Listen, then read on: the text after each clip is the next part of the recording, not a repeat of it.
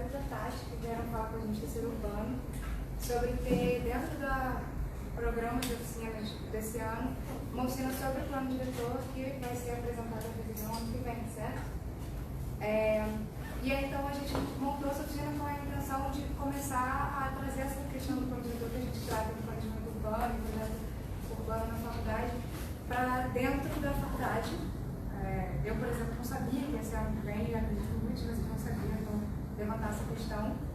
E aí, para isso, a gente imaginou essas falas com pessoas que são experientes, como a Mônica Conduque, a Mônica, a gente vai ter o Marcelo Lucas também, o Marcelo Mota, a Alicia, que tratam sobre o tema da cidade, que tem super experiência nesse assunto. E aí, ao longo da semana, eu produzi um mapa, que acho que a Marcela vai explicar um pouco melhor à tarde como é que vai ser, com o Raul também, que aponte exatamente o título da oficina, que é o que para Rio de Janeiro. Então, a gente pensar o que a gente percebe como os problemas da cidade, então apontar onde esses problemas vão ser atingidos a partir de um acompanhamento coletivo. Então, basicamente, essa é a intenção, e aí a gente começa a oficina hoje, é a primeira fala da semana, do Ser Urbano, vai durar até sexta-feira. Então, é isso, basicamente. Aí a Marcela vai apresentar uma Bíblia muito para vocês, tá? Eu falo. Porque na realidade por que a gente trouxe essa proposta para vocês, né? Eu venho trabalhando com a Mônica, que é a gerente de marca planejamento da Secretaria de Urbanismo. Ela está já fazendo esse processo de revisão de plano diretor há uns 5 anos, né? 7 anos. Na verdade, o processo de revisão não, mas o processo de acompanhamento da implementação há 7 anos.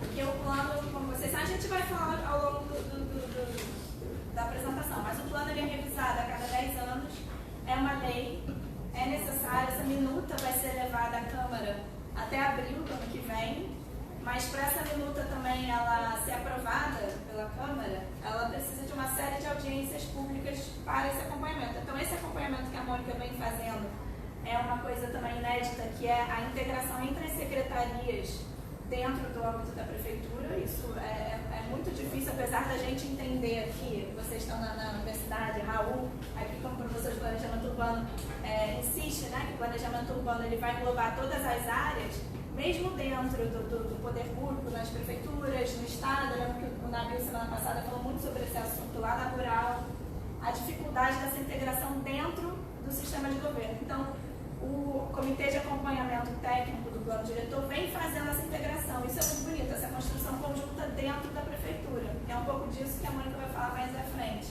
Agora, a ideia agora é trazer para o âmbito da universidade, para a sociedade civil, essa revisão para que vocês também levantem questões do que para o Rio de Janeiro.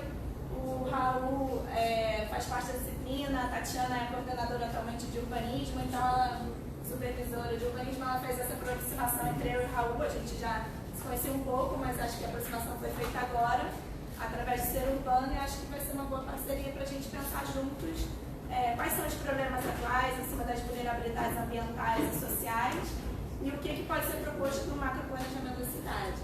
E aí, principalmente o tema que o Ser Urbano puxou, que eu achei interessantíssimo nesse título, que para o Rio de Janeiro. Eu gosto muito do tema. A gente vive uma cidade super desigual. Eu acho que a gente vive uma cidade onde a gente tem crescimentos de adensamento populacional.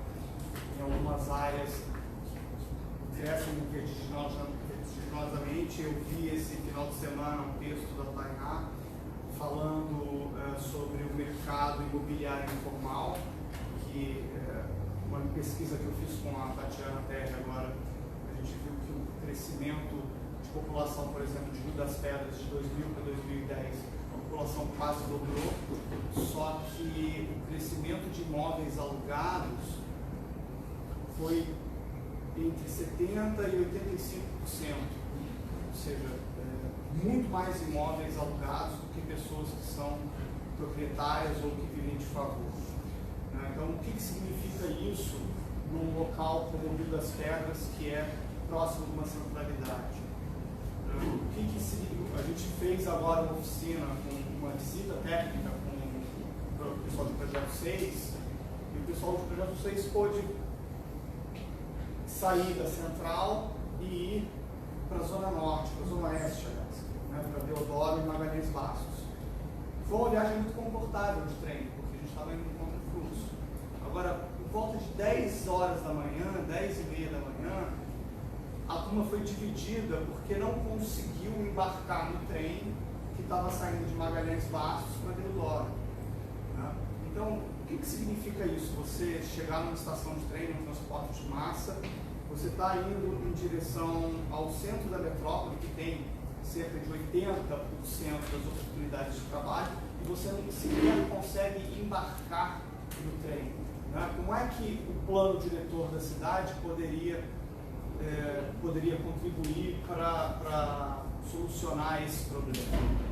Então, eu acho que são questões que, quando a gente faz um estudo da cidade, ou ainda um estudo da metrópole, a gente tem que pensar nela, né, nessas questões. Por isso eu gostei desse tema, o que para o Rio de Janeiro. Né? Então, eu acho que a gente está aqui por iniciativa do Ser Urbano, né? Acho muito legal esse espaço que a faculdade, que o curso de arquitetura cede para os alunos, e acho muito importante a maneira como vocês, alunos, estão puxando e carregando essa temática. Então, parabéns para vocês. E só para encerrar, a ideia é que depois esse ateliê seja levado a outras universidades. Então, vocês são pioneiros, vocês tiveram essa iniciativa e a gente conta também com vocês para a construção desse diálogo, posteriormente com a Mônica também, Nabil sempre será convidado, com a experiência de São Paulo, que é um plano diretor que já tem 5 anos e está assim, é uma referência, né, para as outras cidades, o plano diretor de São Paulo, mas também teve suas entraves, suas dificuldades, e é um pouco disso que o Nabil vai comentar aqui. E conto com vocês, então, tanto para a realização desse workshop, como para depois a gente poder replicar, eu, Raul, Mônica, com a parceria do Nabil também, se ele quiser colaborar, a gente vai levar, a gente já tem algumas ideias de levar para a Veiga, para a UFRJ, então a ideia é que se vocês também puderem contribuir para posteriormente levar esse tema adiante, a gente conta com vocês. Tá bom? E preciso te apresentar? Acho importante.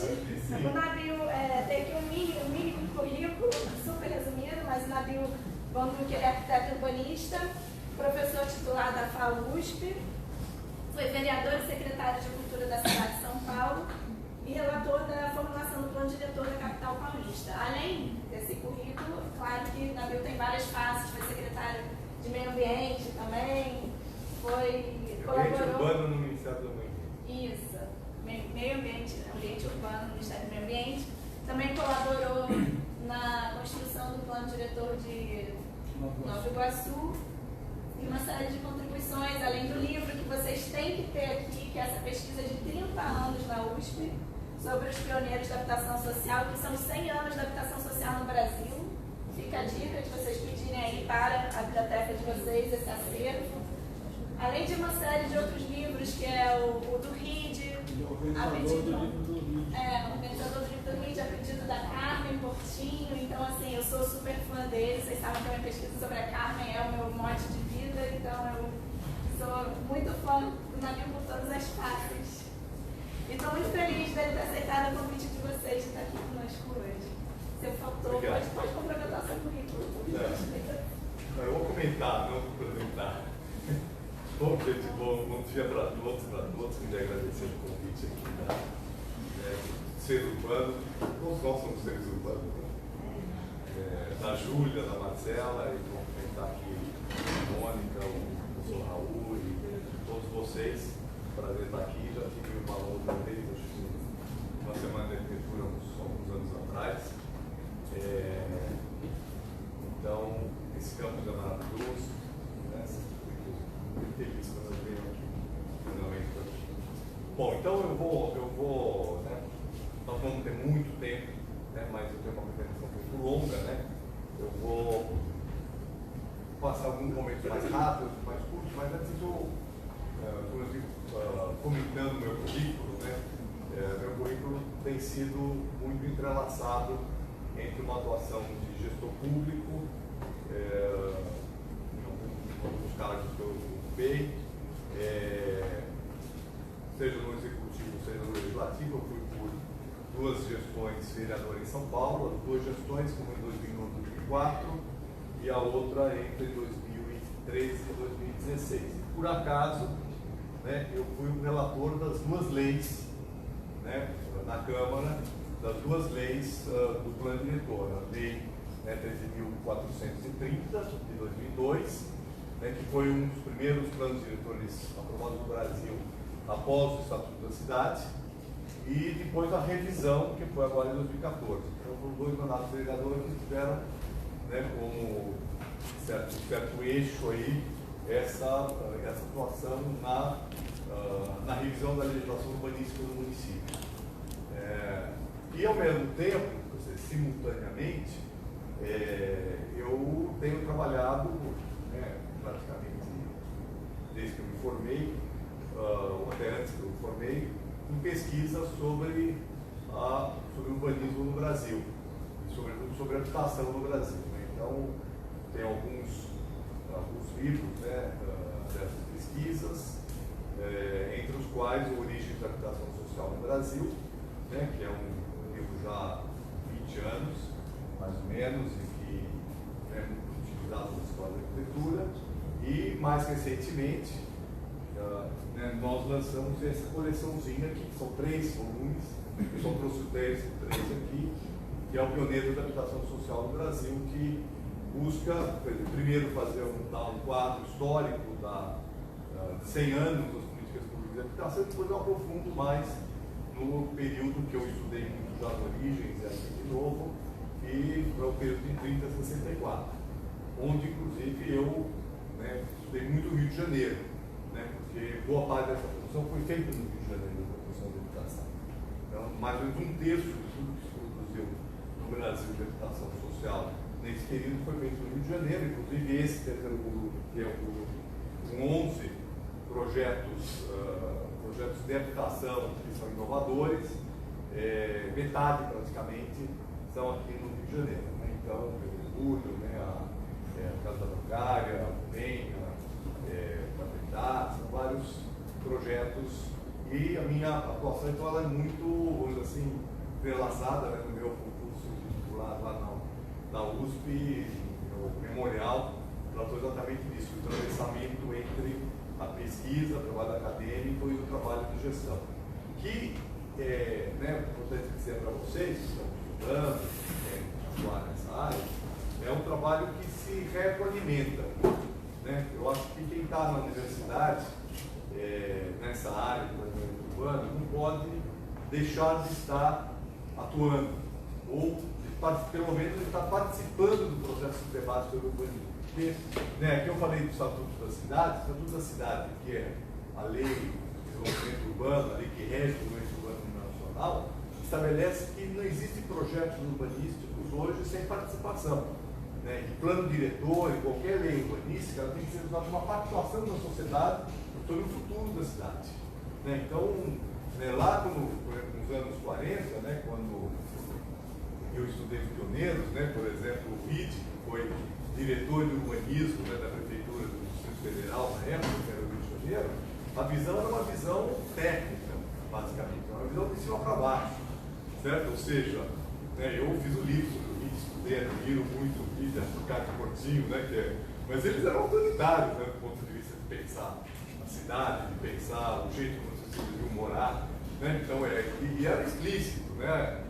A Carmen Portinho, por exemplo, que por homenagear a Marcela, né? E ela fez uma pesquisa linda aqui sobre o planejamento também. Então, a Carmen Portinho falou assim, não, as pessoas não podem transferir para a cidade a visão que elas têm de morar, que elas fazem da zona rural, porque naquele momento é um grande crescimento urbano do Brasil, e ela estava, de certa forma, batalhando para implementar, né, uma visão moderna de morar, modificar o modo das pessoas, né? Bom, aí é uma outra palestra, né, para falar sobre isso, né? Mas eu estou dizendo assim, estou citando a Carmen Portinho para não citar o RID, que era diretor do governo. Então, quando se decidiu, por exemplo, o RID participou dessa decisão, simplesmente cortar o morro de Santo Antônio, tirar o morro inteiro certo? E aterrar a Baía da Guanabara, era uma decisão técnica, não passou por nenhuma discussão com a população se isso era bom, se era ruim, o que ia ser feito, o que não ia ser feito. Então, isso, né, foi feito assim, né, muito ao longo da história. Hoje, por exemplo, imagina se alguém vai pensar em, sei lá, cortar o morro, sei lá, qual morro que poderia cortar, o Corpo da Viúva, certo? E aproveitar aquele miolo, né, que já está todo cercado por prédios, para fazer mais empreendimentos imobiliários, certo? Mas também é importante dizer que, por exemplo, o IDE pediu que o aterro do Flamengo virasse um país inteiro de prédios, porque o projeto que tinha sido desenvolvido, né, um outro engenheiro, né, um outro engenheiro da prefeitura era aterrar o mar e construir prédios ali de frente para o mar, né, criando uma outra orla na frente da orla que já existia da Avenida Beira-Mar. Bom, então só para dizer isso, que, né, é muito importante vocês estarem participando dos processos urbanísticos, porque a partir do Estatuto da Cidade, uma grande batalha que nós, né, eu participo desse movimento da reforma urbana desde os anos 80, né, e a luta nossa sempre foi para que os planos urbanísticos, né, as leis urbanísticas, elas fossem debatidas com a sociedade, que todos os setores devem participar e que o resultado disso, evidentemente, ele tem um perfil técnico, que é uma peça técnica, é uma lei que precisa ser bem feita, precisa ter coerência com os objetivos que a gente quer alcançar, mas ela tem que ser resultado de um processo pactuado com a sociedade, que é uma pactuação política. Que, aliás, sempre teve. Sempre os planos urbanísticos foram peças políticas, só que eram peças políticas que respondiam apenas a um setor dominante da sociedade, com influência no executivo, no legislativo, que fazia os planos à sua imagem. E os setores excluídos, os outros setores não participavam do processo. Com o avanço da democratização do país, que eu espero que a gente não interrompa esse processo de democratização, né, isso ganhou outros perfis, e é isso que é um pouco a história desde os anos 80, da redemocratização do país, da nova Constituição de 88, né? Na verdade, o Estatuto da Cidade vem da Constituição de 88, que criou um conceito que é da função social da propriedade, ou seja, que a propriedade precisa ficar sujeita à sua função social, e dessa maneira a sociedade precisa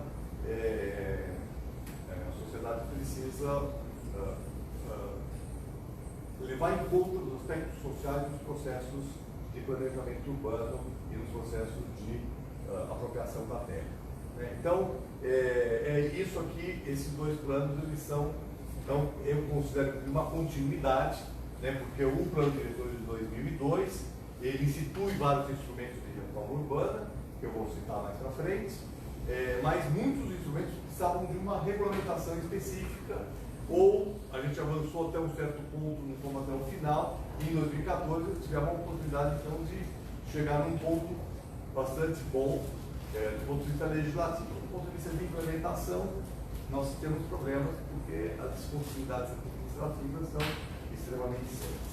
Bom, o que é um plano diretor? Vamos falar assim de maneira muito genérica, eu não vou aqui tomar o lugar do Raul, que deve discutir planejamento com ele, com vocês o tempo todo, mas, a grosso modo, o que é plano diretor? O plano diretor, eu trabalho com a seguinte lógica: nós temos que ter, né, três questões fundamentais do plano diretor. A primeira é fazer uma leitura da cidade que nós temos, e essa leitura ela é uma leitura técnica e participativa, e estabelecer quais são os desafios, quais são os problemas, quais são as potencialidades que uma cidade tem. Num segundo momento, dizer que cidade nós queremos, né, num horizonte temporal que deve ser definido de acordo com um debate público e uma razoabilidade. Eu acho que sim, que o plano diretor não pode ser extremamente distante, tipo, vamos pensar a cidade em 2050, certo? 2040 mesmo, né? Muito distante, né? As coisas mudam tanto que é muito difícil de fazer isso. E também não pode ser um prazo muito curto, né? Não pode ser um prazo muito curto porque você não muda uma cidade que já está estabelecida, você não muda ela facilmente a curto prazo. E os planos são de longo prazo, certo? Então, quando eu coloquei essa frase aqui, na primeira aqui, né, após 5 anos nós construímos uma cidade mais humana, democrática e justa, que é o tema da nossa palestra, eu tenho clareza que 5 anos é muito pouco para que isso possa ser. A gente pode ver algumas avaliações sobre isso, até para fazer correção de rumo. Então, ele também não pode ser um prazo muito curto. O plano de diretores, olha, estabelece que a cada 10 anos deve ser feita uma revisão. Isso não quer dizer que o horizonte temporal do plano diretor é 10 anos. No caso de São Paulo, nós estabelecemos um horizonte temporal de 15 anos. Na verdade, era para ser 16, mas quando foi aprovado foi 15, ou seja, que correspondia exatamente a 4 gestões municipais. E previmos uma revisão na terceira dessas 4 administrações. Então, daqui a 2021, vai haver uma revisão do plano diretor que tem seu objetivo final, vamos dizer assim, seu horizonte temporal, em 2029. Né? Ele foi aprovado em 2014, são 15 anos. Então, 15 anos para a gente poder ter mudanças mais significativas. Igual os planos, olha, os planos são de longuíssimo prazo. Né? Vou citar aqui o Rio de Janeiro, que vocês conhecem muito. Quando eu estou falando do desmonte do Morro de Santo Antônio, não foi sendo pensado nos anos 50. Fazia parte, né, de coisas que estavam sendo pensadas muito tempo antes. Né? Os estudos urbanos são muito longínquos. Né? Eu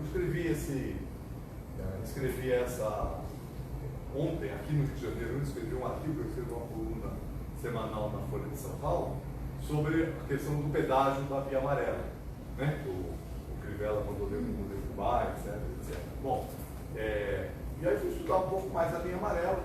Né? A linha amarela começou, a primeira vez que aparece a linha amarela no plano do Rio de Janeiro é nos anos 60, né? Quando um arquiteto chamado Dociates, né? Elaborou o plano, né? O plano do Rio de Janeiro. 30 anos antes de quando a via foi efetivamente implantada. Né? E daí ele pode pegar todos os exemplos.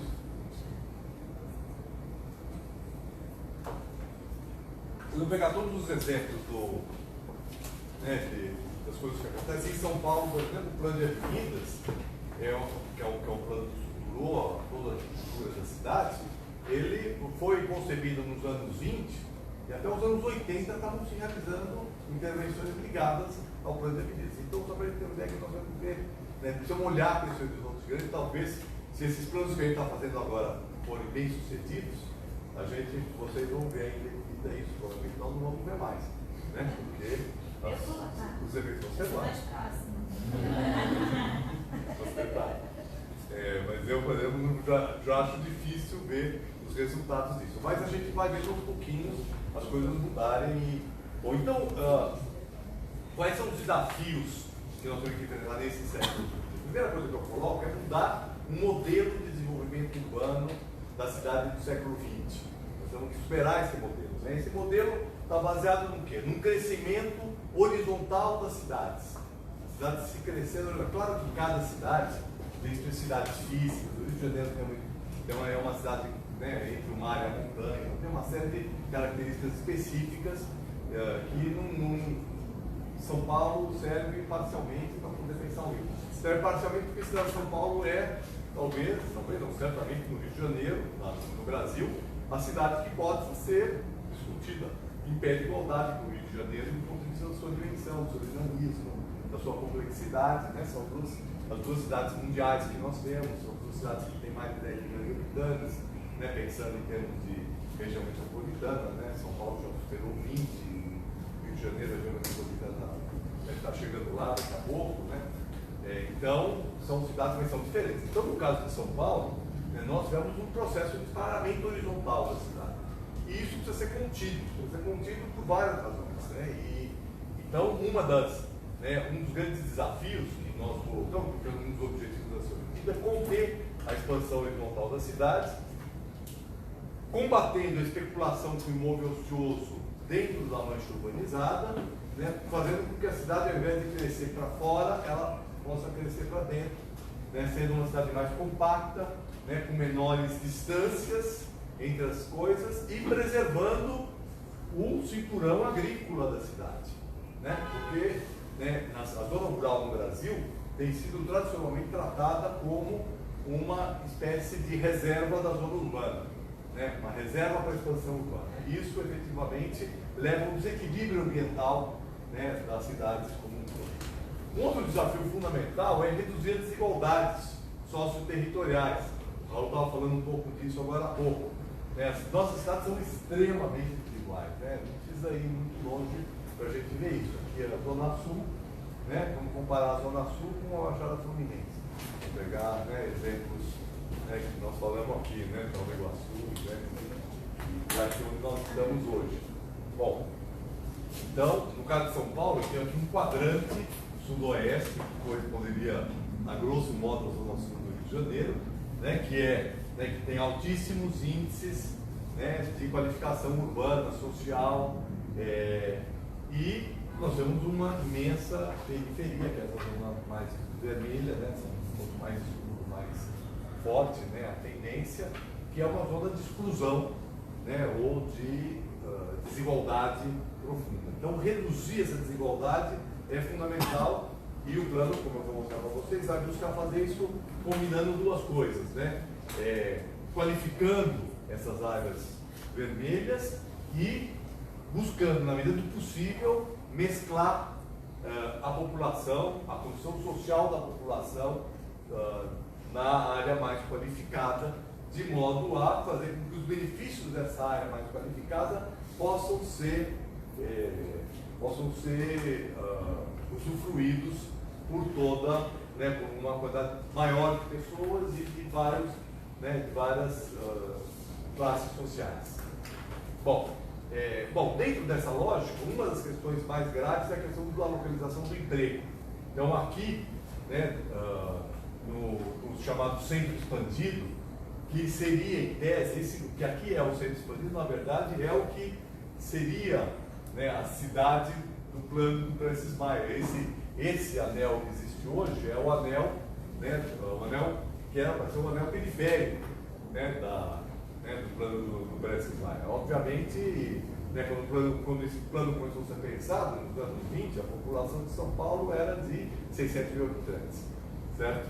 Então, né, só que aqui concentra, né, quase 70% do emprego e só 20% dos moradores, né, enquanto que as demais zonas vão concentrar muito mais moradores e pouquíssimo emprego, o que gera esse processo, né, pendular, né, de deslocamento, que também a gente vê aqui no Rio de Janeiro, né, cotidianamente, por exemplo, da Baixada, né, para o Rio de Janeiro. Que se pode ser expresso, né, nessa outra figura, né, que aonde essa zona mais roxa aqui, as zonas mais roxas são as zonas que concentram os empregos. Aqui é um ABC, que tem uma zona de emprego grande, né, por conta da indústria, mas principalmente isso, do centro da cidade em direção à zona sudoeste, aqui a marginal do Rio Pinheiros, né, então esse meio, né, a região sudoeste é a região onde concentra a maior parte do emprego da cidade, enquanto que esses pontos vermelhos e laranja são pontos de vulnerabilidade muito alta, o que significa exatamente onde está a população, né, que sofre mais. Como vocês veem, são pouquíssimas as áreas de vulnerabilidade na área onde tem mais emprego e onde tem mais estrutura. Marcelo, deixa eu contar aqui um pouco isso. Bom, uma outra maneira de ver isso é onde estão as favelas dos loteamentos escolhidos. Nós temos quase, né, metade da população, né, no município de São Paulo. Aqui eu estou falando só do município, né? Às vezes eu falo município e região metropolitana. Para vocês terem uma ideia, o município de São Paulo tem hoje por volta de 12 milhões de habitantes e a região metropolitana tem 22 milhões. Né? Então esse aqui é o município de São Paulo e aqui a gente pode ver esse mapa, o município está marcado em branco e aqui a gente vê as áreas de vulnerabilidade da região metropolitana. Como vocês veem, né, fora do município de São Paulo, a vulnerabilidade né, tem muita vulnerabilidade no município, né? exemplo, aqui na Zona Leste ou aqui na Zona Sul, mas fora do município tem ainda muito mais, né, que é característico do padrão periférico de crescimento urbano, que é um processo que vai ser contínuo. Aí eu quero já chamar a atenção a um grande problema, que é o seguinte: o fato de que o plano diretor é do município, quando na verdade, né, não tem sentido pensar o planejamento de uma região metropolitana por municípios.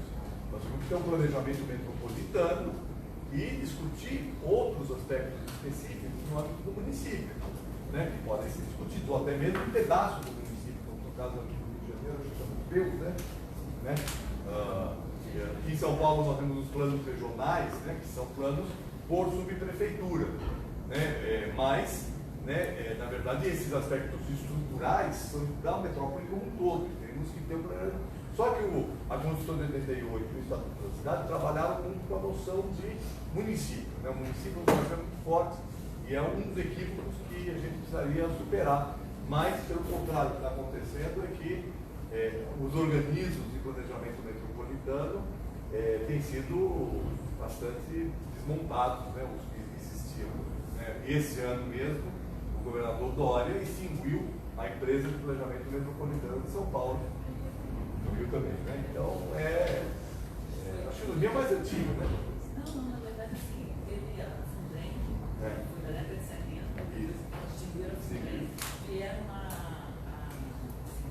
formular uma Câmara Metropolitana em 2014, se não me engano, e foi feito um plano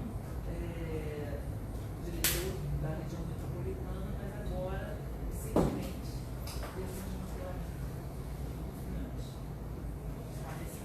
Pois é, então é isso. Né? Então aqui no município, né? Então no município quase 1 milhão de domicílios são domicílios em assentamentos precários. Bom, então aqui um objetivo fundamental, né, é romper essa localização periférica da administração popular, garantindo terra urbanizada e bem localizada para habitação social e mercado econômico. No fundo, é retirar o caráter periférico da moradia popular, que vai fazer com que ela se aproxime, né, ou busca-se fazer com que ela se aproxime das áreas polarizadoras de emprego e gerando uma mistura social maior. Outro elemento fundamental é mudar a lógica de mobilidade. Mudar a lógica de mobilidade significa superar, vamos dizer assim, o predomínio que teve nas políticas urbanas, o predomínio do automóvel, né? Porque o automóvel foi o grande, né, privilegiado dos processos de urbanização contemporânea e, evidentemente, o automóvel é um veículo inadequado para a circulação urbana. Quando eu estou falando aqui de algumas coisas já vinham sendo feitas, já vem sendo feitas há bastante tempo nessa linha. Né? Então, né, por exemplo, isso aqui é um exemplo, né? É uma via exclusiva apenas para transporte coletivo. Né? O transporte coletivo, ele transporta mais ou menos um passageiro por metro quadrado de via, né? Bem acomodados. Né? Se estiverem amontoados, vai, né, ocupar muito mais passageiros que o quilômetro de via. O quilômetro de via não é só a área que a pessoa ocupa dentro do ônibus, é a área que o ônibus ocupa dentro do viário. Já o carro tem em média 1,4 passageiros, certo? E ocupa por volta de 40 metros do sistema viário. Né? Então a gente vê, essa é uma outra forma de desigualdade, né, que está presente nas cidades, que é a apropriação desigual do espaço viário, que é um bem público, um bem comum. Né? Então, mudar essa lógica e, ao mesmo tempo, fazer uma coisa que os nossos, pelo menos em São Paulo, os zoneamentos antigos nunca fizeram, que é dirigir o adensamento construtivo, né, e populacional para as áreas bem servidas de infraestrutura de transporte, ou seja, regular o adensamento, né, de acordo com a proximidade do transporte coletivo de massa. Eu vou falar disso mais para frente.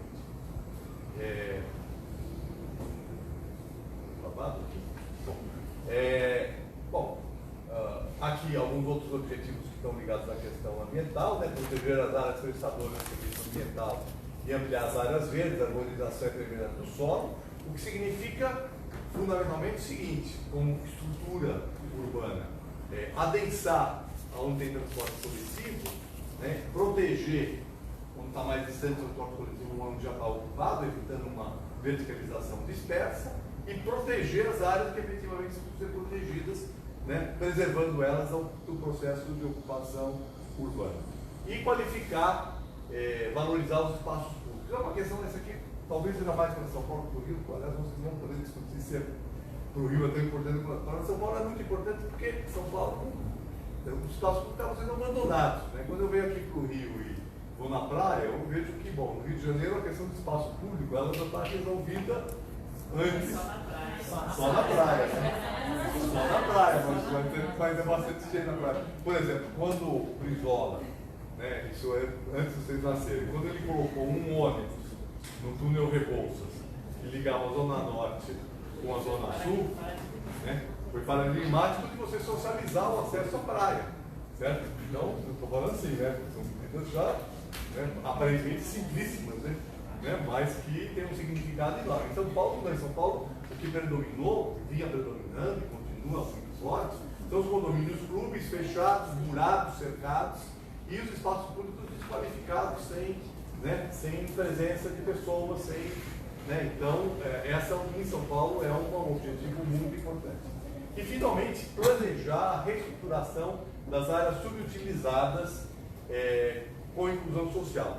Áreas subutilizadas essas que, na verdade, formam uma espécie de um arco no entorno do centro expandido da cidade. Né? Então, são antigas áreas industriais, áreas bem servidas de trem, principalmente, né, e transporte coletivo de uma maneira geral, né, muito próximas ou elas mesmo com muito emprego, próximas do de emprego, mas que hoje perderam muito da sua função. Né? A grosso modo, ele pode comparar isso aqui com o chamado Porto Maravilha, certo? A maneira como isso vai ser reestruturado, né, por isso que está aqui, né, com a inclusão social, né, que essa é uma preocupação que a gente tinha, ou seja, ao reestruturar essas áreas, não tornar áreas de exclusão, de gentrificação, de expulsão da população de baixa renda que ali vive, e principalmente para estimular que mais população de baixa renda vá morar lá, claro, combinada com outros usos que é necessário, que aliás é um dos problemas que eu vejo no Porto Maravilha. Eu participei há 2 semanas atrás do seminário de avaliação do Porto Maravilha, né, que houve aqui no pessoal da Federal Fluminense.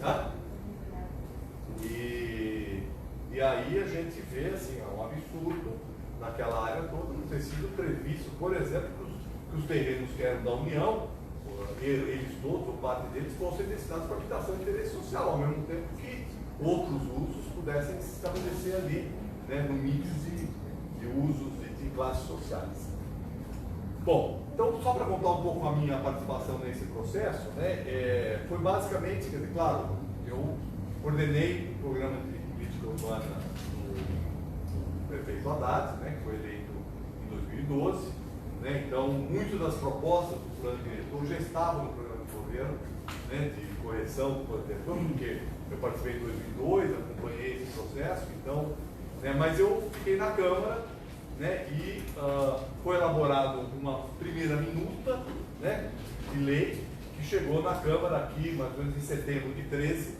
Uma coisa muito importante que eu acho que vocês vão sofrer aqui, né, pelo contrário, que o plano diretor, e nós temos muito claro que a gente precisava aprovar o plano diretor no primeiro, no segundo ano de governo, né, não deixar para o final de governo, porque o final de governo é muito difícil. Né? Por isso que as datas, inclusive, de revisões estão vinculadas nos primeiros anos do governo. Então, nós previmos uma revisão para 2021, que é o primeiro ano da prefeitura que vai ser feita agora, no ano que vem. E o outro, e o plano diretor, para mais 8 anos. E uma preocupação que a gente também teve, né, no sistema de planejamento, é da articulação do plano diretor, que é uma peça estrutural geral, com a gestão pública, a gestão da cidade. Né? Então, que é a cada governo.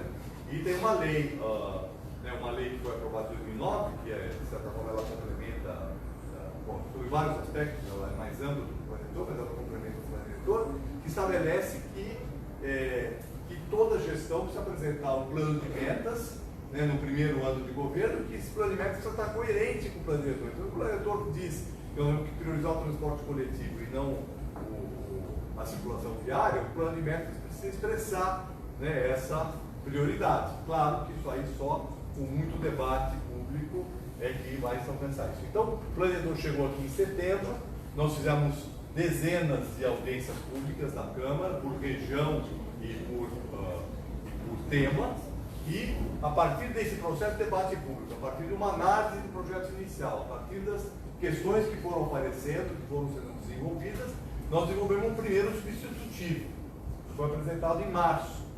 Na verdade, tem uma audiência pública até dezembro, janeiro e fevereiro trabalhamos nesse substitutivo, que é um novo texto, praticamente, né, que foi feito a várias mãos, né, eu fui o coordenador desse processo, como relator, mas o prefeito participou muito, a secretaria, né, alguns outros vereadores que estavam mais envolvidos com o assunto e que respondia muito, né, as questões que apareceram no audiência. Então, muitos temas que não estavam presentes no projeto original entram, o problema da agroecologia, a questão da zona rural, que nós tratamos aquele dia lá naquele debate, a questão, por exemplo, a regulamentação de instrumentos que não estavam regulamentados, porque uma das coisas importantes do plano diretor é a aplicabilidade dos instrumentos. Não adianta eu citar um instrumento, eu preciso dizer como ele vai ser aplicado. Então, tipo cota de solidariedade, várias coisas que depois a gente pode falar um pouco mais.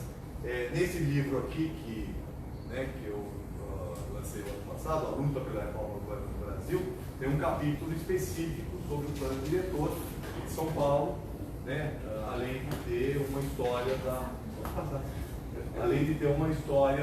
de todo o processo de incorporação desses temas. E aí, a partir desse substitutivo, tá certo? Houve um debate, né, na Câmara, né, com vereadores, para poder, era praticamente um novo texto, né, e foi votado em primeira votação. Né? Agora, o que foi importante é que esse substitutivo foi debatido por todos os setores que tinham participado do primeiro processo. Então, um dos grandes problemas, né, quando a gente fala de participação, um dos grandes problemas é o seguinte: tem processo de participação, mas aí as pessoas vão lá, falam, né, e aquilo lá fica ao vento, tá certo? Quer dizer, né, não se incorporam, não que tem que incorporar tudo, não acho que tem que incorporar tudo, não incorporamos tudo. Tem questões que não tem a ver com o plano diretor, tem questões contraditórias, certo? Então esse é o papel, no caso o papel do relator é esse, a partir desse debate todo, fazer um texto que contemple ou não contemple vários aspectos, mas que dê uma coerência geral para o texto, para que ele possa funcionar. E aí depois disso, né, nós tivemos um processo que uma grande preocupação que a gente tinha é não ter o que a gente chama de submarino de última hora, ou seja, na última hora vem lá uma emenda de um vereador, vem lá um substitutivo que alguém inventa e aquilo. Então essa sintonia que a gente teve do executivo com o legislativo, dentro da Câmara, né, uma preocupação muito grande de garantir que o processo fosse transparente, foi absolutamente fundamental. Então, né, nós fizemos audiências públicas sobre o texto, depois foi publicado um segundo substitutivo. Esse segundo substitutivo ficou 10 dias em plenário na Câmara, foi encerrada a votação, portanto foi encerrada a possibilidade de apresentação de emendas, aí se deu mais prazo de 4 dias, né, as emendas foram publicadas e o que foi aprovado foi de conhecimento geral de todos. Então essa é uma... E aqui eu vou... Só uma vez, eu vou passando aqui algumas imagens desse processo, a gente vai demorar muito enquanto ela... Só uma pergunta sobre o seu papel do coordenador, foi no ano da Câmara. Sim. E quantas emendas tiveram? Bom, não sei o que a gente pode chamar de emendas. Se você quer saber a diferença do texto que foi aprovado e que entrou, é um texto totalmente diferente. Então, mas não dá para dizer que foram emendas, porque na verdade foi um processo de discussão, de aperfeiçoamento, e teve assim, você está de vereadores, teve lá talvez no segundo substitutivo, tiveram lá umas 200 emendas, né, foram discutidas e tal. Né? Mas é que na verdade o substitutivo ele agrega um amplo conjunto de mudanças, né? Bom, então aqui só algumas mais. Isso aqui, por exemplo, publicação no jornal, né, dos jornais diários, publicação dos debates, né, no metrô, televisão aberta, teve uma campanha na televisão aberta para as pessoas irem no site, que era muito importante, o site da prefeitura, porque o site ele não só servia para apresentação de propostas, mas também para tudo que era falado, porque também a gente contratou uma equipe para registrar tudo que foi falado nas audiências públicas, ou que veio por documentos impressos, ou que foi pela internet, e tudo aquilo ia para o site. Então todo mundo sabia o que todo mundo estava propondo. Então quando o setor imobiliário mandou um cadernão desse tamanho com as propostas, a gente publicou o que o setor imobiliário, assim como que o movimento social de habitação, o movimento ambientalista, né, então a transparência era uma coisa absolutamente fundamental. E aqui, algumas das audiências públicas, que foram no total 114, algumas delas imensas, né? Por exemplo, essa aqui, o MTS levou mais de 2.000 pessoas, então o debate de habitação ficou, todos os auditórios da Câmara, que são 5, estavam cheios, com transmissão, né? E um telão na frente da Câmara, que é essa cena que vocês estão vendo aqui, né? Então, 10.000 contribuições, das quais 5.600 presenciais, 4.400 pela internet, né? E aqui as várias publicações. Esse aqui é o projeto de lei inicial, esse aqui é o substitutivo, o primeiro substitutivo, uma cartilha que explica o substitutivo, né? Para que as pessoas possam conhecer o que ia ser. E aqui, né, uma cartilha feita pela Câmara, uma cartilha muito boa feita pela Prefeitura e um resumo, né, do plano. Bom, qual é a cidade que foi proposta? A primeira questão, que eu, como diretrizes, a ideia básica é o seguinte: equilibrar essas dimensões da cidade. Porque a dimensão imobiliária e econômica, ela geralmente prevalecem sobre as demais, porque ela paga pelo plano urbano o que o social, o cultural e o ambiental não pagam. Então, se a gente não tiver mecanismos de proteção ao social, ao cultural e ao ambiental, a tendência é o imobiliário, né, ocupar esses espaços e excluir os que não podem pagar o preço do solo, né, muitas vezes atacando o meio ambiente. É só a gente andar na orla de Copacabana e a gente percebe como os hotéis que têm um gabarito estúpido geram, né, sombra na praia, uma das questões, ou como determinados edifícios rompem a paisagem das montanhas. Vou falar exemplos aqui do Rio de Janeiro. Então, né, porque obviamente, né, a preocupação econômica fica em primeiro lugar do que ambiental, ou preocupação de paisagem.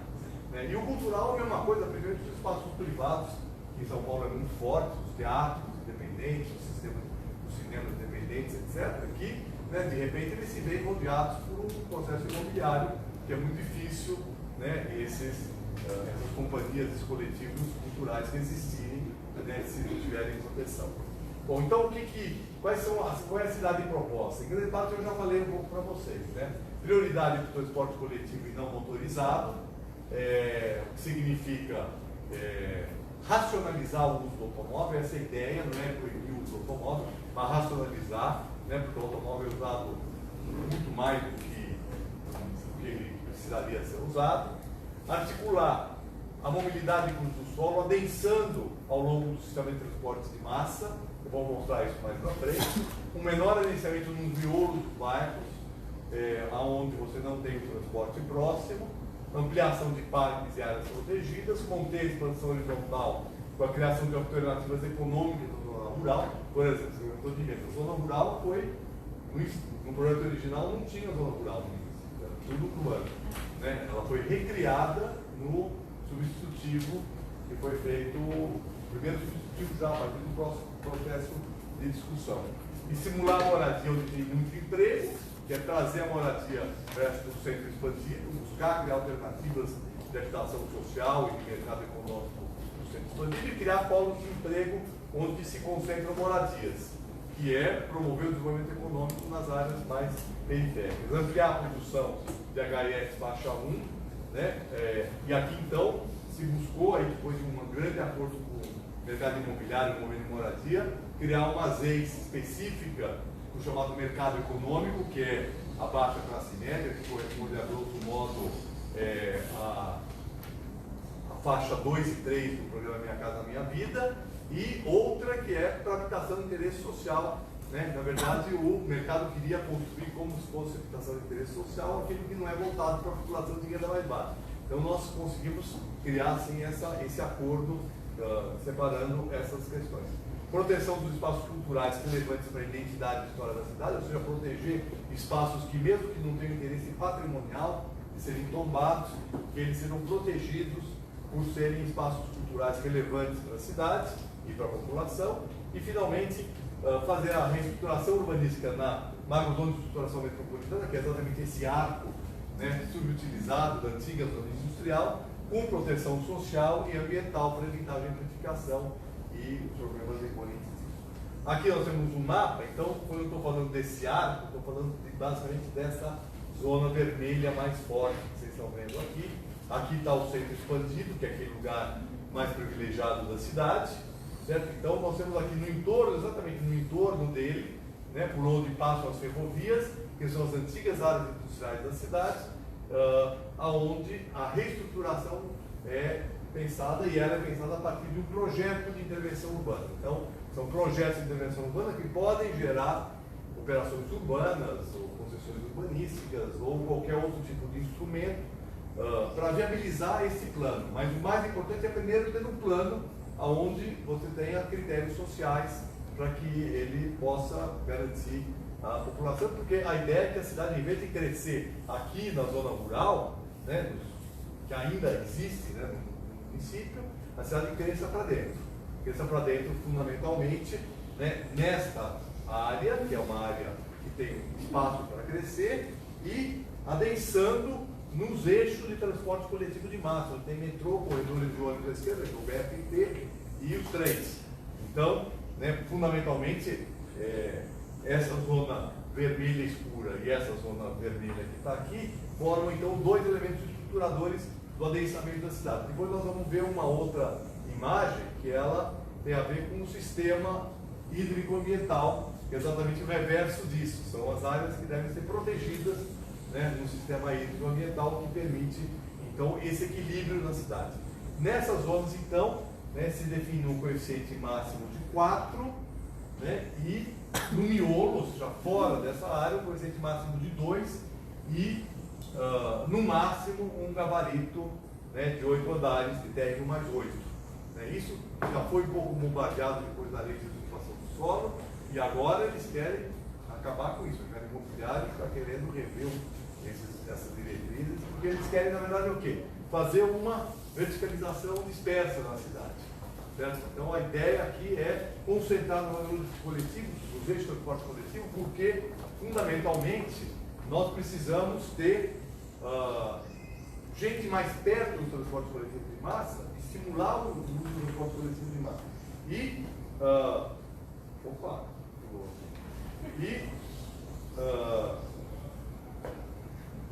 com isso criar um outro padrão, inclusive na verticalização, que eu vou falar mais para frente. Bom, o que nós avançamos no sentido da reforma urbana? A reforma urbana entendida como instrumento para garantir a função social da propriedade. Primeiro, garantir o coeficiente básico 1 em toda a cidade. Bom, não sei se vocês estão... precisam falar, né? Então, normalmente, o que é coeficiente de aproveitamento? É a relação entre a área construída e a área de terreno. Certo? Quando eu falei no slide anterior, coeficiente máximo 4, isso é 4 vezes a área do terreno. Né? Pode fazer fora o que é não computável, como garagem, como circulação, etc. Térreo, né, que nós consideramos não computáveis. 4 vezes a área do terreno é o computável. Mas isso é o coeficiente máximo. O plano diretor, antes do Estatuto da Cidade, só existia o máximo. Tá? Então, as pessoas podiam construir até aquilo. O Estatuto da Cidade criou a possibilidade de a gente ter um coeficiente básico e um máximo. Muitas cidades têm falado o seguinte: então o que estava adotado é o máximo e eu pago uma outorga onerosa para construir acima do máximo. Em São Paulo, não. Desde 2002 nós batemos o pé, brigamos com o mercado imobiliário e conquistamos o seguinte: o básico deve ser abaixo do máximo praticado anteriormente. E nosso objetivo desde aquela época era o coeficiente 1 na cidade inteira. Certo? Em 2002 nós conseguimos alguma coisa, conseguimos que o conceito prevalecesse, certo? O conceito prevaleceu, mas nós não conseguimos um na cidade inteira, conseguimos 1 e 2. Mesmo assim foi um avanço enorme, porque tudo acima disso paga-se outorga onerosa, que é um valor para se construir acima do básico. E aqui, em 2014, nós conseguimos o coeficiente básico 1 para a cidade toda, o que criou então essa condição extremamente favorável para que a gente obtivesse outorga onerosa, cujo objetivo da outorga onerosa é ir para esse fundo chamado Fundurb, certo? Que é um fundo de desenvolvimento urbano para gerar obras e investimentos nas áreas e nos setores prioritários de acordo com o plano diretor. Então foi definido que 30% dos recursos do fundo deveriam ser dirigidos para a compra de terra em ZEIS 3. ZEIS 3 é as leis voltadas para a habitação e interesse social, e outros 30% para transporte coletivo e não motorizado. Então é uma maneira de casar a outorga onerosa com, com os objetivos do plano diretor. Se eu quero trazer a habitação mais próxima, as ZEIS 3 correspondem exatamente isso. São áreas, reservas de terra bem localizadas para a produção de habitação de interesse social. Nós instituímos e garantimos a aplicabilidade dos instrumentos para combater a especulação com terrenos e imóveis ociosos, que é basicamente isso, terrenos que estão dentro da cidade e não cumprem a função social, o estacionamento, eles são notificados e eles têm 1 ano para apresentar projeto. Então já vou avançar um pouquinho, depois eu volto lá. Nós conseguimos, a partir de 2014, fazer a notificação já. Então, isso aqui já é implementação, certo? Do plano diretor. Então, o plano diretor instituiu os instrumentos para combater a especulação com terra ociosa, criou um departamento, que chama Departamento de Cumprimento da Função Social da Propriedade. Esse departamento trabalhou para notificar a notificação judicial complexa, identificar o proprietário, identificar o imóvel, fazer o registro disso. Então, foram notificados já 1.425 imóveis, mas veja a diferença de 16, antes de 16 e depois de 16, certo? Aqui mudou o prefeito, tá? Então nós estávamos vindo aqui com 500, 600 imóveis notificados por ano, caiu para quase nada aí na sequência. Até na quarta-feira a Arícia, que é a Procuradora-Geral do município do Rio, vai falar sobre essa questão dos imóveis ociosos nas áreas centrais. Pois é. Bom, e esse aqui já estão, porque depois de, se a pessoa não cumpre essa obrigação de apresentar projeto, incide imposto progressivo, nós já temos aí quase 400 imóveis pagando imposto progressivo, sendo que 148 já estão no 3º ano de pagamento de salário. Quando chegar no 5º ano, a prefeitura pode desapropriar com função social. Bom, outra coisa que eu só estou voltando aqui, uma outra coisa muito importante, é que destina 25% dos fundos da operação urbana para compra de terra para habitação de interesse social na própria área ou no seu perímetro expandido. O que significa isso? Vou pegar o exemplo de vocês. Significaria que 25% dos que arrecadasse com o CEPAC aqui na Porto Maravilha, que se não me engano foram 3 ou 4 bilhões de reais, 1 bilhão de real ia para terra, para habitação, certo? Exatamente para evitar a gentrificação dessas áreas.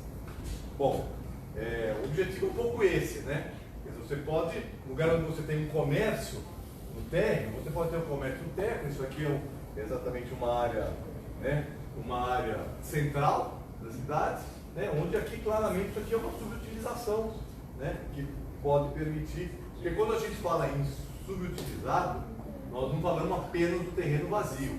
Terreno vazio ocupado com estacionamento, um coeficiente muito baixo para a zona onde ele está, ou, por exemplo, um prédio totalmente vazio, também entra na categoria de subutilizado ou ocioso. Esse aqui, por exemplo, é um terreno do lado do metrô, no Belenzinho, que é um bairro a 5 km do centro da cidade, um terreno vazio, onde hoje está sendo desenvolvido um projeto de habitação social.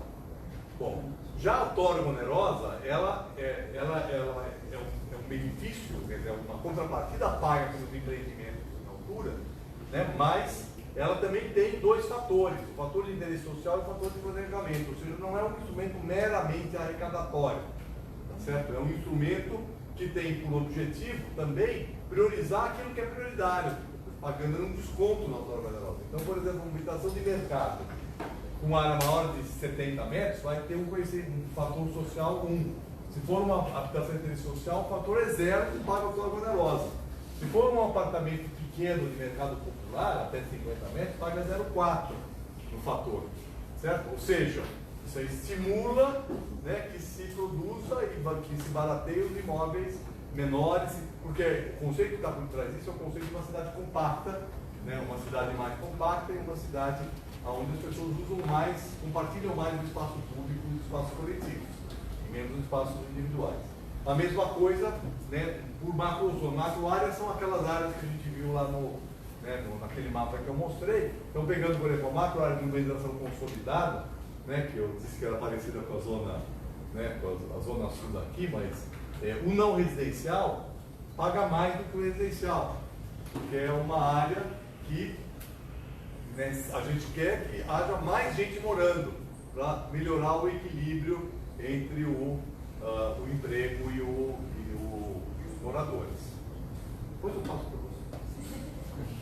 A gente está passando pelo nosso momento aqui. Bom, então aqui é importante a gente ver assim, quanto rendeu essa outorga onerosa nesse período, desde 2004, quando foi aplicado depois do Cruzeiro de 2003.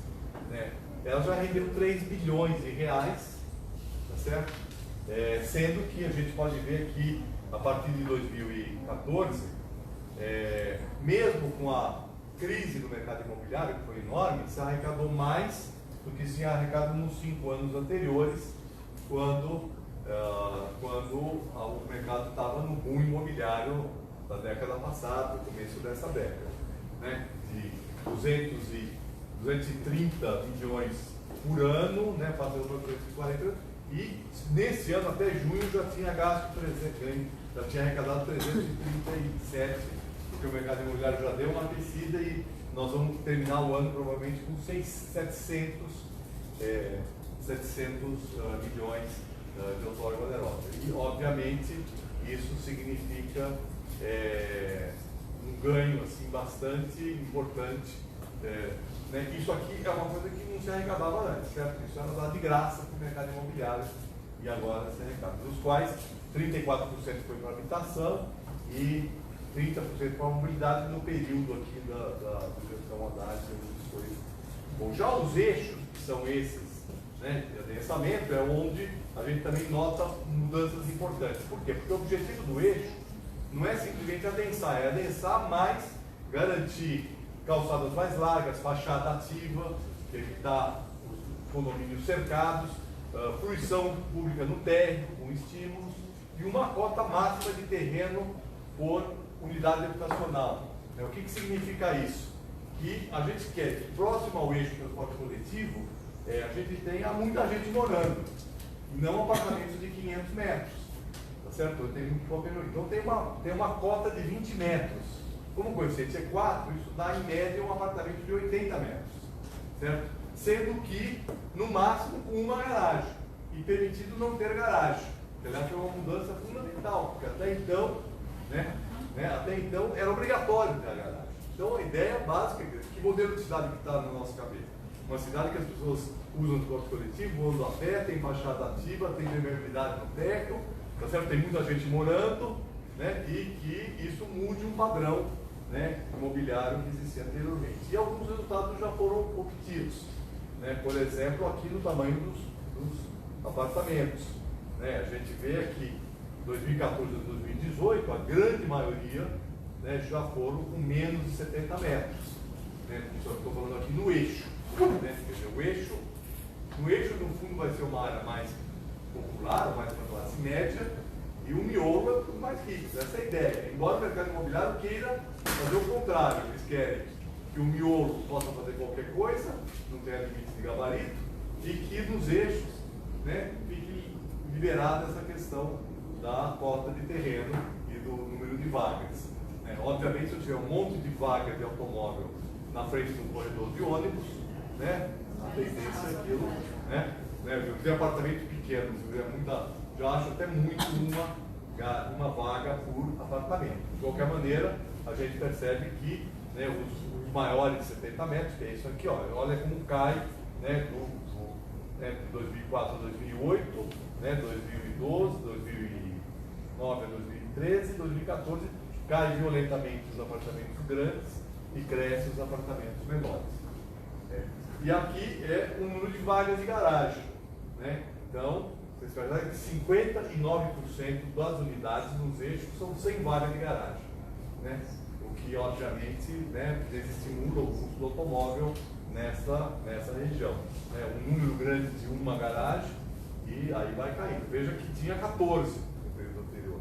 194. Provavelmente isso aqui é habitação de interesse social, porque a habitação de interesse social estava liberada de não ter garagem, mas, né, não tinha muito nessa região. Né?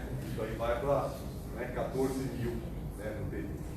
Bom, e aí assim algumas imagens, alguns empreendimentos desse tipo, né, com fachada ativa, com, né, apropriação do térreo, né, aqui calçadas, o alargamento da calçada, o empreendimento, né, do pedaço para a calçada, para criar calçadas mais largas, né, e aqui essa permeabilidade do térreo, que na verdade não tem novidade nenhuma nisso, antigas galerias, né, coisas que são muito comuns, mas que em São Paulo, pelo menos, e acho que no Rio também, boa parte, se perdeu no zoneamento dos anos 70, né, onde se perdeu a ideia de edifícios de uso misto, se perdeu a ideia de, né, de penetração, né, do interior dos térreos, né, que isso cria um outro ambiente para a cidade.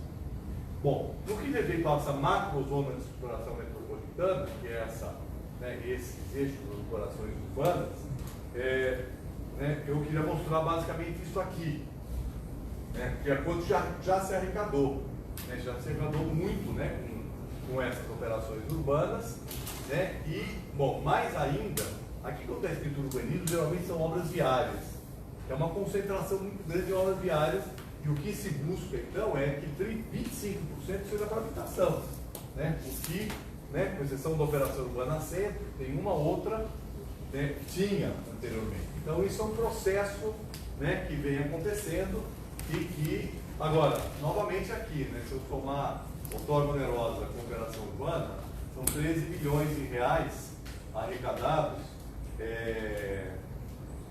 arrecadados sem que a gente tenha uma obtido contrapartida do mercado imobiliário para fazer o que ele já fazia, que muitas vezes era aprovado com uma canetada na Câmara ou que, né, bom, e aqui a gente vê como já houve uma mudança também de 2013 a 2016, isso tem a ver com gestão, né? Essas obras viárias eram 74%, elas caem para 57%, ainda é muito, né? A habitação cresce de 17 para 21 e transporte coletivo de 9 para 14, né? Ou seja, depende muito da gestão, como é gerido o fundo da operação. Uma coisa que não andou bem, mas ela é muito importante, também não andou bem porque 5 anos de crise econômica, é a estratégia de desenvolvimento econômico, que é a criação de polos de desenvolvimento econômico, né, na periferia da cidade, né? Então, né, esses polos aqui, né, tem um que está marcado, são polos da periferia, ou seja, criar uma alternativa econômica na zona rural, estimulada, e também criar um programa de desenvolvimento rural sustentável na zona rural, né? Fora polos de economia criativa e tecnológica, que são polos específicos, né, que estão melhor distribuídos na cidade. De qualquer maneira, isso, quer dizer, fazer essa geração de emprego na periferia é fundamental, mas isso não é simples. Não basta ter, por exemplo, como já tem na Zona Leste, né, uma zona de isenção fiscal, porque não é só a isenção fiscal do município que garante isso, precisa ser do Estado, né, precisa também ter infraestrutura, precisa ter um plano de desenvolvimento econômico, que é um grande problema no país. Eu não vou entrar nos detalhes disso, falar só porque eu já estamos atrasados já, né? Bem atrasado, né? Eu estou atrasado. Sou eu mesmo que estou aqui. Vou mentir. Então, tem que... Bom, então veja, na zona rural, né, o que se né, além do plano de desenvolvimento econômico, foi criado uma coisa muito importante, que é o pagamento dos serviços ambientais. É um instrumento que foi regulamentado no plano diretor, aonde se paga, né, se faz através do edital, foi regulamentado o edital, por exemplo, né, para fazer contribuir na produção de água, na produção da biodiversidade, conversão de agricultura convencional para agricultura urbana, ou seja, né, você remunera o proprietário da zona rural que estiver fazendo aquilo que interessa que seja feito. Isso é extremamente importante. Né? Outra coisa muito importante foi a proposição de criação de 160 novos parques que estão colocados aqui, né? Que é muito importante, mas o mais importante disso é que eles foram transformar essas áreas privadas que se pretende implantar o parque, foram transformadas em ZEPANs, que são zonas de proteção ambiental com coeficiente 0,1. Coeficiente 0,1 significa que está meio congelada essa área para qualquer empreendimento, enquanto a prefeitura vai buscar, seja através de apropriação, seja através da transferência do direito de construir, que também foi regulamentado, obter esses parques para a cidade. Bom, aqui então vem a parte da habitação, as EIs. Essas EIs são as EIs para urbanização e regularização dos assentamentos precários. Como vocês veem, basicamente, onde tem favela e loteamentos precários, né? Para posteriormente fazer as urbanizações. E aqui então são as EIs 2, 3, 4 e 5, que são as EIs para a produção de habitação nova. Então vocês veem que, por exemplo, aqui no centro da cidade tem um monte de EIs, assim como ao longo do transporte coletivo, do trem, né? Muitas, aqui junto à Operação Urbana Água Espraiada, tem várias EIs, principalmente EIs 3, que as EIs 3 é destinada à população de baixa renda e estão muito bem localizadas, são essas verdinhas aqui. As EIs 5 foi criada, né? São as amarelas, vou ficar bem diferente aqui, mas são as amarelas. As EIs 5 elas são voltadas exclusivamente para, né? Eu vou. Passou, não? Travou.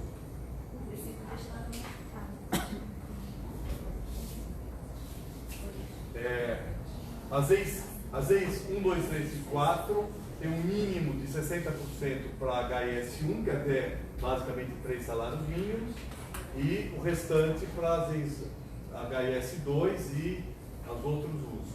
As EIs 3 tem um mínimo de 40% na HIS1 e 2, ou seja, isso aqui está voltado mais, né, para um mercado chamado mercado popular, que foi um fruto da negociação com o próprio mercado que dizia assim, nós estamos usando as EIs e elas são importantes para baratear o preço da terra.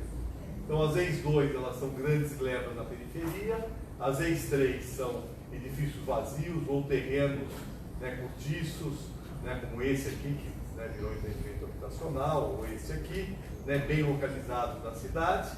E nós temos aqui um número de unidades licenciadas dentro e fora de EIs nesse período, que foram 68 mil HIS e 19 mil de HMP. Né? Então isso, né, não só em EIs, como fora de EIs também, né, no total dá, né, um número muito significativo de unidades que foram licenciadas, não estão construídas todas. Aqui tem uma questão que o poder público precisa agir. Né? Tem certas coisas do plano diretor que, sem ação do poder público, né, como eu falei para vocês, eu tenho que conhecer a cidade que eu tenho, definir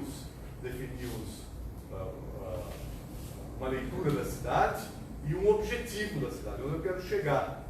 Tá? Então, de onde eu estou para onde eu quero ir. Certo? Para isso, eu preciso de instrumentos. Tudo isso que eu estou falando aqui são instrumentos. Outorga onerosa, né? Edificação compulsória, ZEIS, ZEPAN, né? O zoneamento, são instrumentos para poder alcançar, né? Instrumentos urbanísticos, legais. E eu tenho também programa de habitação, programa de implantação de parque, que aí eu preciso ter ação do poder público, desapropriar, construir, fazer projeto, etc.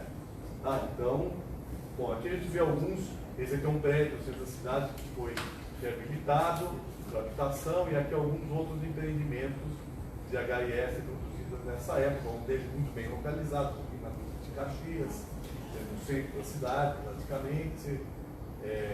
Esse outro aqui no Cambuci, que fica no entorno do centro, né, que é esse empreendimento que está, né, sendo feito. Esse aqui são 750 habitações de interesses sociais e 600 de HMP, mais 300 de vertical do setor médio.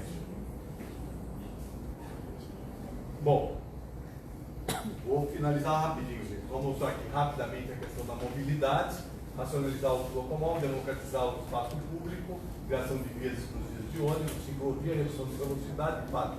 Isso aqui tudo está ligado ao que é a ação do poder público. O diretor estabeleceu isso como objetivo, mas se o poder público não fizer, né, nós não vamos. E aqui é aquilo que eu falei no começo, né? As pessoas aqui, as pessoas e o ônibus, né? As pessoas e a bicicleta e as pessoas e os carros correspondentes a ela. Por aqui a gente vê quanto espaço viário da cidade é ocupado por cada modal, né? Então, e aqui a gente vê os investimentos que foram feitos em mobilidade. Nós vamos verificar o seguinte: na mobilidade, novamente a mesma questão, certo? Até 16, né, era 43, 31, 22% dos recursos por número em mobilidade. A partir de 16 cai, né, cai para 17%, ou seja, a prefeitura deixa de priorizar, inclusive isso é ilegal, mas foi feito. E aqui vocês veem, por exemplo, ciclovia, foi zerado a partir de 17, certo? Ou seja, né, isso é, né, uma coisa bastante complicada, o gráfico mostra isso, né? Bom, como vocês veem, uma grande implantação do sistema cicloviário entre 14 e 16, certo? Né, depois desaparece. Isso aqui mostra bem isso que eu falei antes: se não tiver casamento entre planejamento e gestão, nós não vamos alcançar os objetivos. Aqui algumas imagens dessa democratização do espaço da cidade. Faz parte disso, por exemplo, o fechamento da Avenida Paulista, né, que virou um grande espaço de cultura, lazer e sustentabilidade, e vários outros, né, o Minhocão, que é a criminal de vocês aqui, vocês demoliram, nós estamos ligando para que ela vire um espaço de sociabilidade, de lazer, né, com um custo mais baixo, né? Os padlets, que são a ocupação de vaga de garagem com espaço de estabilidade, né, a qualificação dos espaços públicos, né, a busca de garantir, e finalmente a criação das áreas de proteção cultural, que protege, né, imóveis que têm interesse para a memória, para a identidade da cidade, mas que não são tombados, e eles passaram a ser protegidos no âmbito, né, do território de interesse da cultura e da paisagem, que foi instituído pelo plano diretor. Bom, então, como vocês veem aí, é um amplo conjunto de aspectos, né, que foram levados em conta. Eu vou responder essa pergunta agora. Eu acho assim, nós estamos num processo complexo, que não é simples, de construir essa cidade. Eu acho que o prefeitura avançou o que foi possível. Claro que tem muita negociação, muita coisa que a gente queria fazer que ficou no meio do caminho, como em 2002 também tinha ficado, mas é um processo, né? Eu entendo que é um processo. E o mais importante desse processo é isso que eu estou fazendo aqui com vocês, né? E eu faço várias vezes por semana, que é ir falar com as pessoas, convencer, porque a mudança no urbanismo, ela só vai acontecer quando as pessoas tiverem clareza de que precisam mudar, certo? É assim que a gente vai mudando as coisas, as políticas muito consolidadas e, na verdade, enquanto as pessoas não aderem, não muda. Por exemplo, o Dória queria voltar a domingo ter carro na Paulista. Quando ele ganhou a eleição, falou que ia voltar para trás. Quando ele chegou lá e viu o que estava acontecendo, e viu a repercussão que daria de fechar, e, né, já a velocidade nas marginais, que tinha reduzido a velocidade máxima, ele mudou e não aconteceu nada. Embora tenha muita gente que protestou, tá certo? Na verdade, a sociedade não estava convencida de que tinha que reduzir a velocidade. Então é isso, a gente avança quando a sociedade tem claro. A questão de imóvel ocioso no centro, hoje, a sociedade está cada vez mais consciente de que é importante ocupar imóvel ocioso. Então, né, quando o Dória paralisou a notificação, teve uma ação do Ministério Público, né, reportagem nos jornais, não sei o quê, e eles foram obrigados a retomar. Então, retomando aos pouquinhos, mas estão retomando as notificações. Então é isso, né? Obrigado, e vamos sair para não discutir, porque eu tenho pouquíssimo tempo.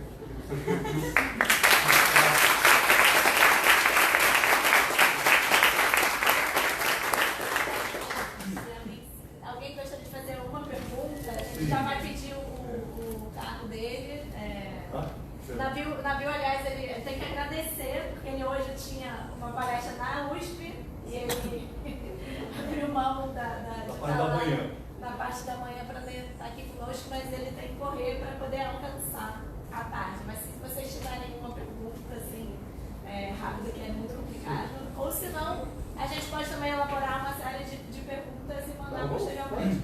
Vamos pegar 3 perguntas, eu respondo e então, dar um diálogo. Sim.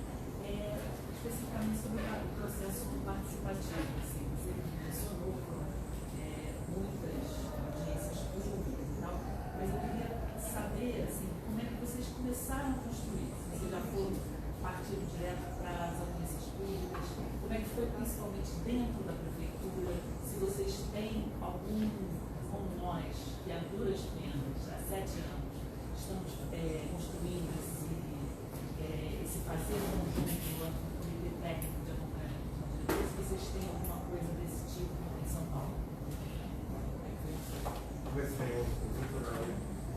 Eu tenho aqui a questão que você falou sobre as notificações dos imóveis ociosos que teve uma queda. Seria na questão da prefeitura em receber essas notificações e ignorar ou complicar a aplicação das medidas que foram impostas no diretor, ou só porque as pessoas pararam de notificar mesmo? mais alguma opção? Então, em relação às habitações sociais, você vê algum risco dessas habitações, mesmo com a maior quantidade de oferta, né, procurando suprir a demanda de habitação social?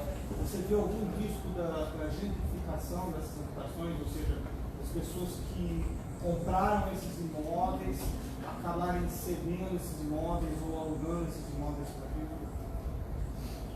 Bom, vou começar pela tua, que é mais fácil. Com certeza isso acontece. Aliás, um dos problemas que a gente tem visto na aplicação das leis, e também porque tem a produção das leis e tem a produção de HIS fora das leis. Porque tem uma regulamentação de HIS e também dá estímulos para a construção de HIS fora das leis.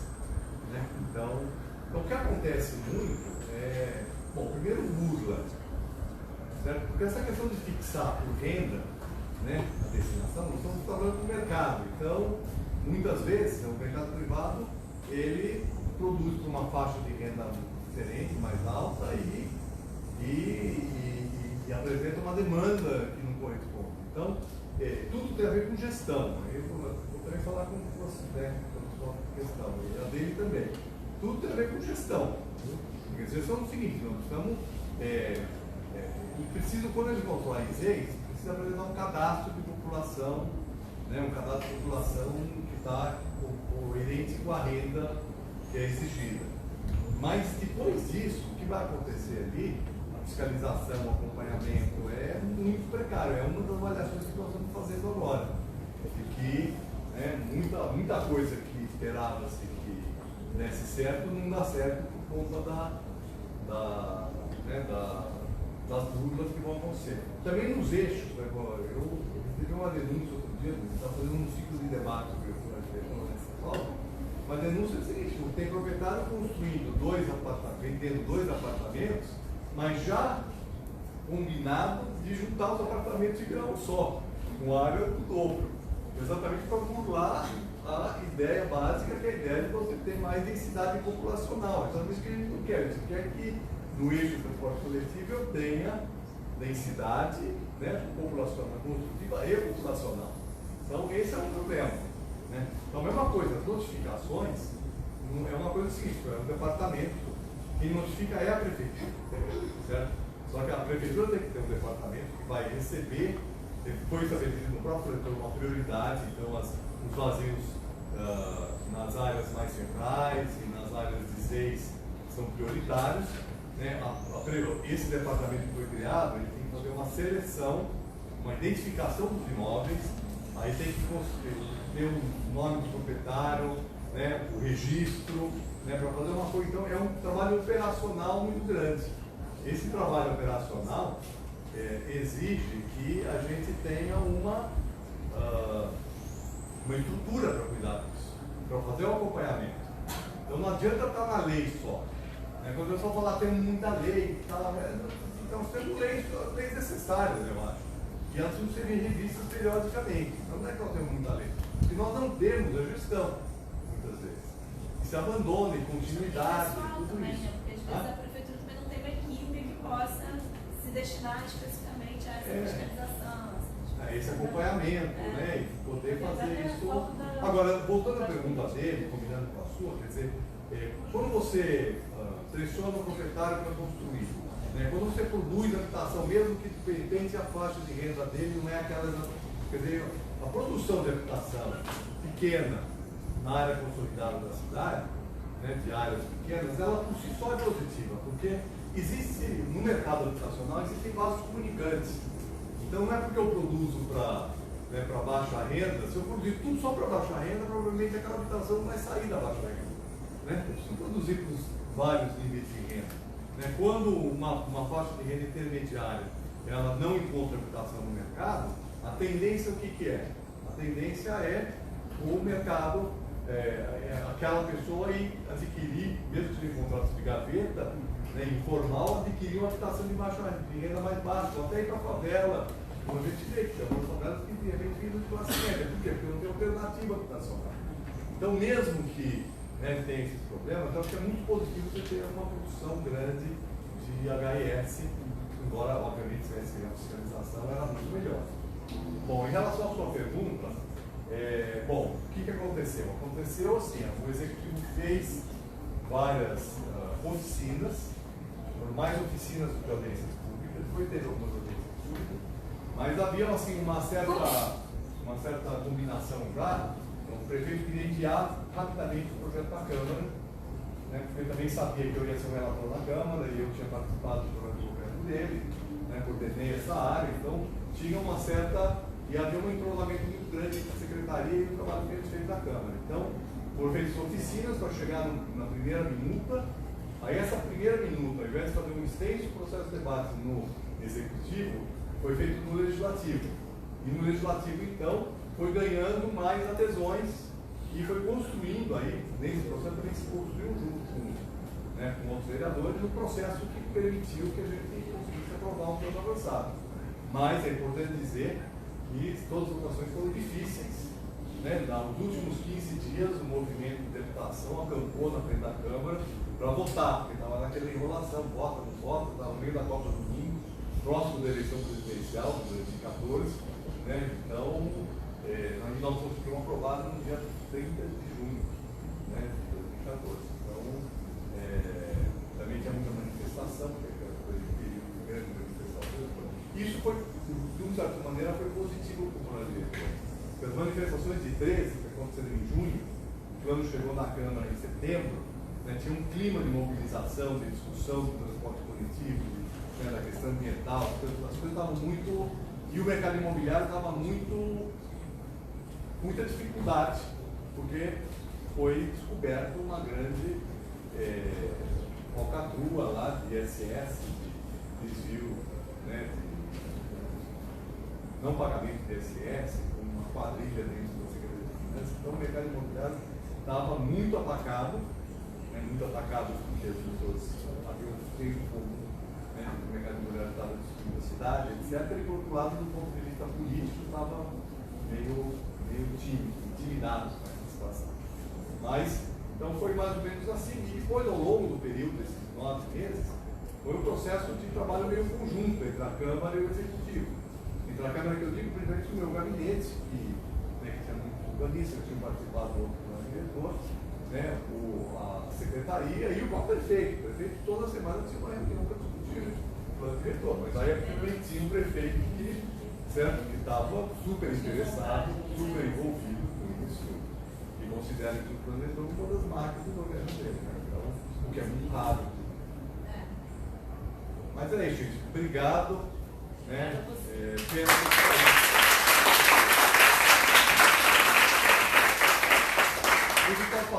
Vou deixar aqui uns livros aqui, não sei se vocês querem fazer. Tá? Esses livros aqui são do Cal, certo? Você que conhece o Cal. Eu não trouxe muito porque tem que carregar, etc., mas esse aí tem disponível para Não gosto também. Aquele outro lá, eu vou deixar aqui, os pioneiros.